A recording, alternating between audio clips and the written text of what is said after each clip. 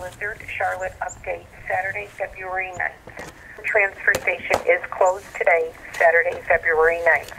The Emergency Operations Center will remain open throughout the day. There is a parking ban in effect until further notice.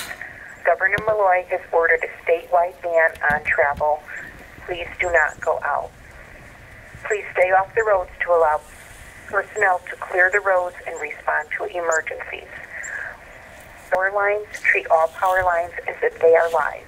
Report power outages to CLMP at 860-247-2000. Please check on your neighbors and the elderly. Please be patient as we work to clear the roads as quickly and safely as possible. Thank you.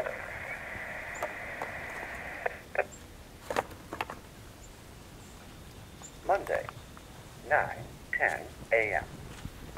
End of final message.